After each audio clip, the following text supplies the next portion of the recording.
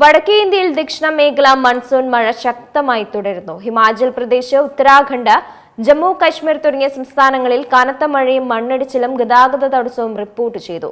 കാലാവസ്ഥാ നിരീക്ഷണ കേന്ദ്രത്തിന്റെ കണക്കുകൾ പ്രകാരം വടക്കൻ മേഖലകളിൽ മഴ തുടരാൻ സാധ്യത.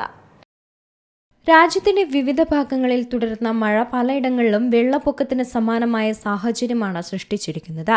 ജമ്മു കശ്മീരിലെ ധോഡയിൽ ശക്തമായ മഴ തുടരുന്ന സാഹചര്യത്തിൽ നദികളിലെയും അരുവികളിലെയും ജലനിരപ്പ് ക്രമാതീതമായി ഉയരുകയാണ്.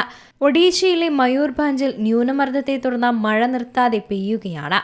ഇതോടെ താഴ്ന്ന പ്രദേശങ്ങൾ വെള്ളത്തിനടിയിലാകുന്ന അവസ്ഥയും. സിക്കിമിലുണ്ടായ ശക്തമായ ഉരുൾപൊട്ടലിന് പിന്നാലെ നിരവധി കുടുംബങ്ങളെയാണ് മാറ്റിപ്പാർപ്പിച്ചത്. ഡൽഹിയിലും അടുത്ത 6 ദിവസം കാലാവസ്ഥ അസ്ഥിരമായി തുടരുമെന്നാണ് മുന്നറിയിപ്പ്. ദക്ഷിണേന്ത്യയിൽ തമിഴ്നാട്ടിൽ ശക്തമായ ഇടിയോടുകൂടിയ മഴയ്ക്കും കാറ്റിനും സാധ്യതയുണ്ടെന്നാണ് പ്രവചനം.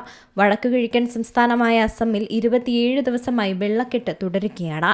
മാറ്റിപ്പാർപ്പിച്ച കുടുംബങ്ങൾക്ക് വീടുകളിലേക്ക് മടങ്ങാൻ കഴിയാത്ത സാഹചര്യമാണ് നിലവിലുള്ളത്. ജമ്മു കാശ്മീരിലെ ദോഡ ജില്ലയിലെ ചില പ്രദേശങ്ങളിൽ പ്രളയസമാനമായ സാഹചര്യവുമുണ്ട്. മാർക്കറ്റ്, റോഡുകൾ, ഓടകൾ, നദികൾ എന്നിവയിലെല്ലാം വെള്ളം നിറഞ്ഞു.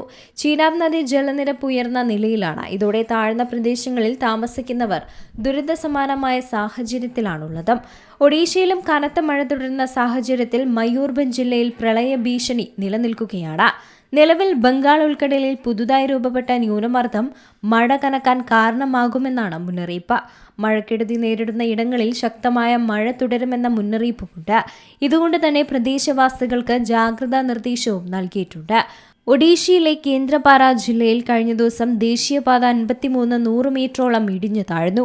നിർമ്മാണത്തിലിരുന്ന പ്രദേശത്ത് നിർത്തിയിട്ടിരുന്ന 3 ട്രക്കുകൾ ഇടിഞ്ഞു താഴ്ന്ന കുഴിയിലേക്ക് പതിച്ചു.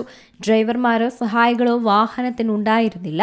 വെള്ളക്കെട്ട് തുടരുന്ന സാഹചര്യത്തിലാണ് റോഡ് തകർന്നതെന്നാണ് ദേശീയപാത അതോറിറ്റി ഭുവനേശ്വർ റീജിയണൽ ഓഫീസ് പ്രതികരിച്ചത്.